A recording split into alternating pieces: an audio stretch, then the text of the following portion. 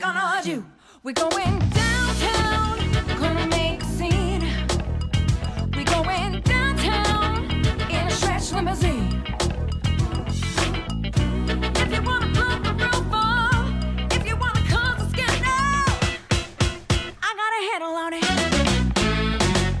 Hey everybody, Brandon Jones here at PAX 2015. I'm here with Ian Hank. Say hi, Ian. Hi. And this is it. This is the final day of PAX. It's my first Monday at PAX, actually. I usually take off on Sunday, but we did the whole weekend. When did they add Monday? Isn't this everybody's first Monday? I don't know. I think they've always had a Monday because it's usually Labor Day.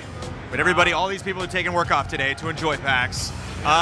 This is our PAX wrap-up. There is so much stuff that we saw this weekend. If you've noticed, we have our phones out. So you went the picture route. I have a big list of games here, but you specifically have pictures. So what games have you dug? I took pictures of all the ones I liked. Probably one of my favorites was Katana Zero, which is like pretty unabashedly like a sort of a campaign with like samurai gun.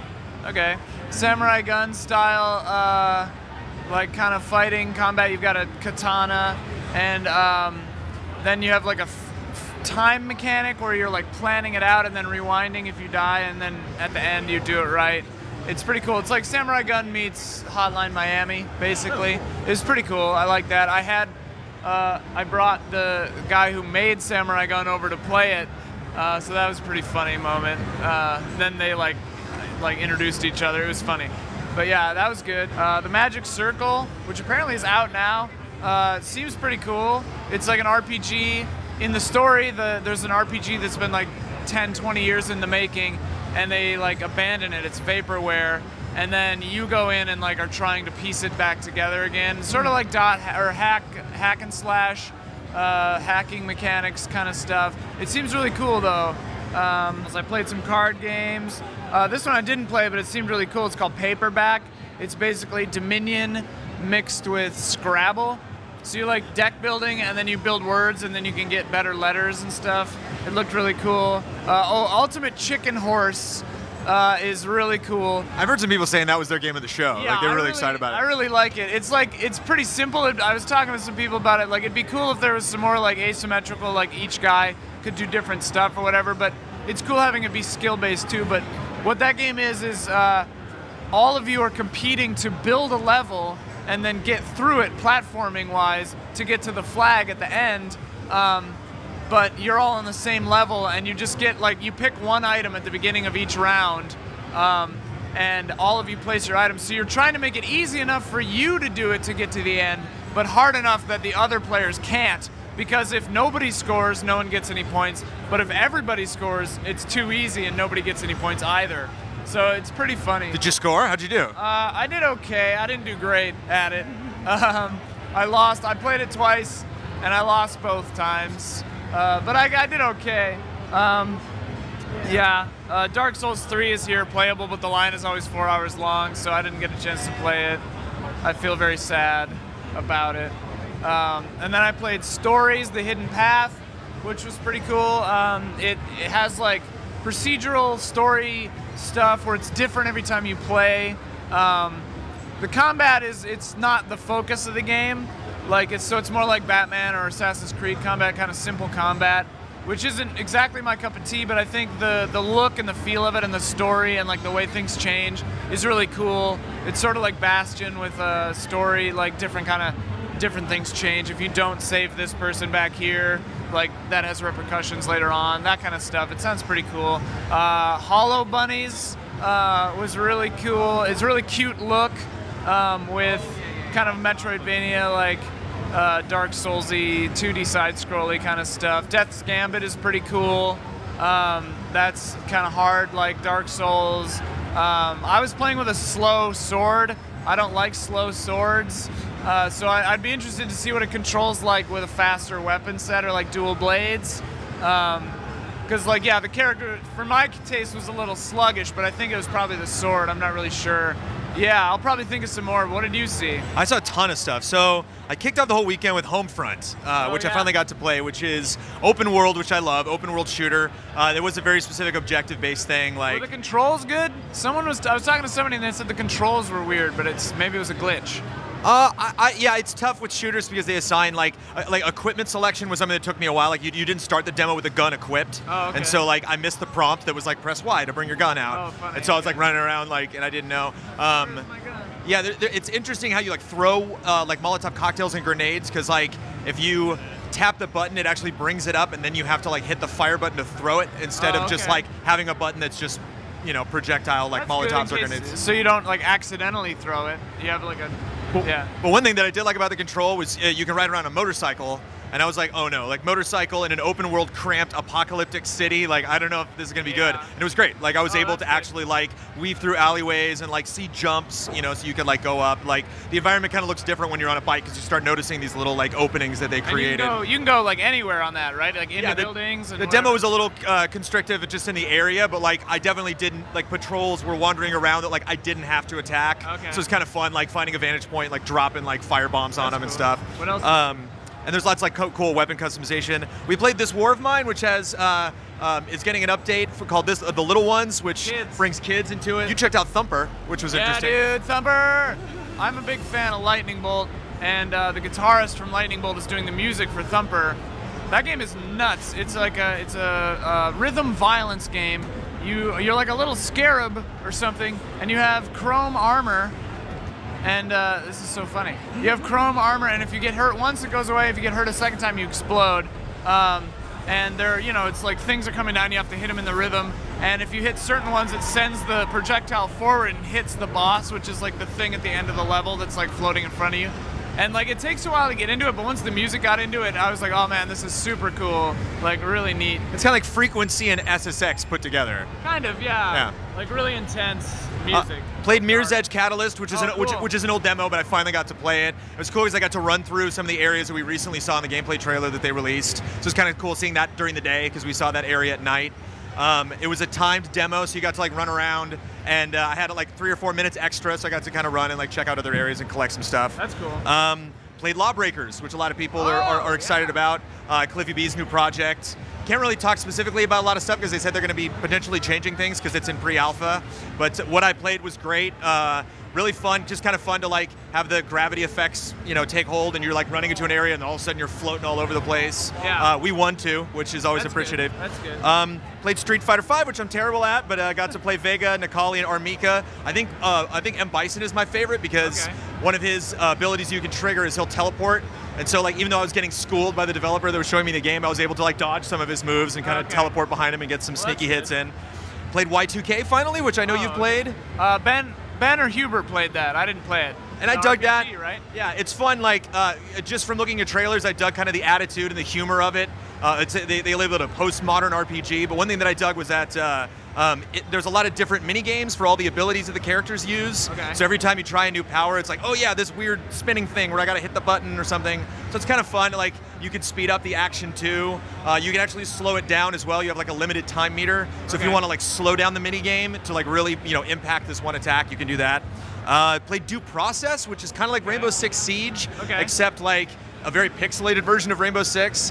You have 4 people defending, 4 people attacking, and so if you're going in, you kind of have to pick like what door you want to breach and how you want to move in. And it's funny because it's in development and they don't yet have it looking like they want it to look. They had like a screen up that said like, this is the way we want the game to look.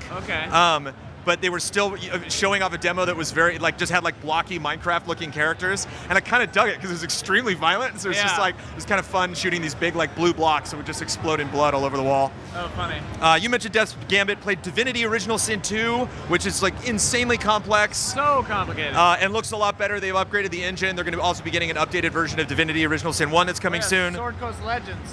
Yeah. We played Sword Coast Legends. I got to be the DM. You were the player. Super cool. I'm really excited that you can like build a whole campaign and just like lead people through it and stuff. It's really cool. Like you brought in Wolfie from Until Dawn. You brought in like a wolf that spawns more wolves called Wolfie. The guy was like, oh, you can make a character, and so I made a wolf, named it Wolfie, and then had to be an enemy, just like because you murdered Wolfie in Until Dawn, and it spawned wolves. It could summon wolves. I gave it that spell, so I like that. And then later I brought it in as a friend to help you on the boss, which was fun. And we got to play with Greg Tito, formerly of The Escapist. It's kind of fun to check in with him. Screen Cheat played again, new maps, new weapons. Just can't say enough about that game. PS4 eventually. Played Dungeon League, which Oh, was yeah. fun. That was like that. It's kind of like a blood sport, but like a top-down kind of dungeon crawling RPG where you're like playing all these different games. And the games were real short, so we were constantly doing new stuff with new objectives. And that was fun. It's funny. When we played it, I won all of them. I was like doing really well. You slipped in right at the last minute. You're like, sure, I'll play, Yeah, and then you sure, just I'll play, dominated. and then I dominated. I played it again later, and I didn't score once. Terrible. Same character. It was hilarious. Played Rogue Continuum, which is kind of an update of Ikari Warriors, that kind of style, top down. Okay. And just super lots of action, lots of stuff to blow up. Lego Dimensions, which I actually did a separate video with Andre Renee. You can go check that out. Love the way Lego Dimensions is shaping up. Played Randall, which is from a developer in Mexico, which they said there's not a lot of game development happening in Mexico. Yeah. That was a 2D side scroller. One of the big things that they specialize at, you don't see a lot in games like that, is you can take over enemies and use their abilities. Okay. So it's kind of fun. They'll have a lot of instances where you're like on the back of a guy, and you can like jump off and like kill the guy basically by like dropping him into a chasm to like jump over him, kind of like how Mario does with Yoshi, where it's like, see ya, you know. So that was kind of fun. Looking more for that game. Played Fortified, which is a tower defense game, kind of like Orcs Must Die, but it's like in the 50s with aliens. Okay. And they're 4 playable characters. Played it last year at PAX. It's looking a lot better. Played new abilities and stuff. Had a lot of fun time. The developers were really nice. Looking forward to that game. Checked out some stuff from Nintendo. Played Chibi Robo on the 3DS. It's okay. Okay, It's yeah. Fair enough. If you like Chibi Robo, go check it out. But it just, as far as like 2D platformers, it was all right. Zelda Triforce Heroes is fun. Kyle hates it because it's not story based. Yeah. But they're pretty clever with this stuff. Played an ice level, which I hadn't played before. I brought in an outfit that was like for the snow, and they didn't, so they were like slipping on the snow. When like enemies would use ice attacks, they didn't like harm me. That's kind of cool that you can do that. It's fun because you share a lot of responsibilities. Like only one person will have a specific power, and you have to like use that person to use it. And it kind of breaks your brain a little bit because there's a lot of like stacking. So you have to kind of get used to like, okay, I'll pick you up, and then you pick me up, and then you throw me over there, and then I'll switch this, and you do that. So I imagine it's something if you play for a couple hours, you'll get better at, more good diction. And played Star Fox, and Star Fox is awesome. Really? I was skeptical because it looks not good graphically. Right. I mean, I think that's the one thing. The levels don't look that great. The environments are not that complex. But what's really great is the aiming mechanic, which Bloodworth sold when he saw it. He was like, aiming's really great in that game. It is kind of fun because you can like. To use the pad? You don't have to use the pad, but it's way better. So like if there's stuff below you or above you, if you're in like a cutscene where you're looking at the game and Star Fox is talking, you can like look at Slippy and look at Falco and like look all around. If they're like, oh, an enemy's coming, and again, they like kind of direct your attention on the television towards something else, you're still in the cockpit on the gamepad. Okay, that's so cool. it was interesting, and you get it's way more accurate actually using the gamepad. So that was a surprise. I think that was one of my most pleasant surprises from the show, as far as like not really being that excited about the return of Star Fox from what I'd seen.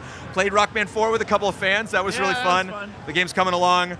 You mentioned Circos Legends. This morning played Banner Saga 2, which is absolutely gorgeous. Yeah, that game's beautiful looking. They're upping the animation this time. The areas don't have grids anymore. Like they're really interesting areas. They have cover now, so you can like if you have like a ranged or like a healer or something, you can like put them behind a cover, and like enemies have to break through it to get to you. Cool. I got absolutely annihilated. I think I took out like one enemy, and my whole team got destroyed.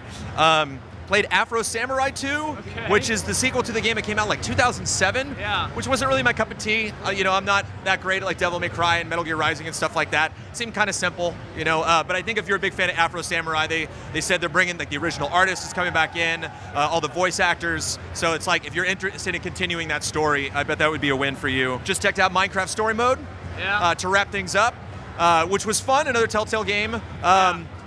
Kind of curious where the story is going to have significance as far as like really getting into it, because it's like I would want to know more about Game of Thrones or Walking Dead or even like Borderlands, but like Minecraft, like I don't know. Yeah, I was just happy that it wasn't that similar to Seedlings. Right. Which is why I wanted you to get a look at it. Yeah, that's why I wanted to look at it too.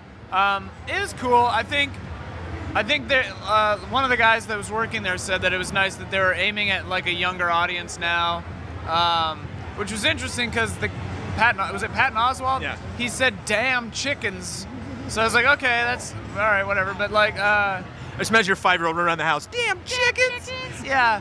And there was a lot of running, a lot of like sorting, a lot of fighting, a lot of. I thought you liked the sorting. Yeah, it depends. I don't know. It's weird because it just felt like it looks like Minecraft, with shadows, and it like the story has a lot of voice acting, and like the faces can express, you know. But like I found myself being like, if I were playing Minecraft, I could just go do this, or I could just dig down here and deal with this situation. But like, I don't know. So I think kids are really gonna love it, and it seems like it's, you know, it's well made. Kind of got to go in a little Minecraft world. That was fun. Yeah, that was my favorite part. Was like we went into like a building that looked like Minecraft. They had like redstone under the monitors, Under the like they were like TVs, powering the the big screens power of playing the it. TVs. So I like that. I mean, like, yeah, it's a cool world, and if you're looking for that kind of a story, telltale experience set in Minecraft, it'll be good. That's what that is. That's what it is. So if you guys can kind of just get a feeling of the vibe here at PAX, there's so much more stuff to check out. It's near impossible to play absolutely every game. So if you guys are like, wait, you goofballs, why didn't you play the game that I want to check out? Apologies, it's just the two of us here at PAX. Yeah. Thank you for putting up with me this weekend. Well, I everything appreciate had it. lines. That's the big thing about PAX is like anything that's not like an indie game that you've never heard of has a 3-hour line. So if you don't have an appointment, like yesterday I was wandering around, I didn't have any appointments, so I could just play like weird stuff. That it ended up being really cool. I don't know. I like that. I'd say you get down there, you give some people some bloody noses to get in that Dark Souls 3 line. You just fists and elbows, and I know you can do it. I actually want to check out Dreadnought. I met one of the guys working on the game the other night, and I'm really curious to check that out. So we still have more games to check out, but that is the general PAX wrap-up. There are tons of other videos we're going to be releasing from PAX. Andrea Renee, we talked to her about a bunch of stuff. She had a really great interview with Cliffy B. And there's more to see. PAX is almost over, but we'll be covering PAX more this week. Thank you guys for watching.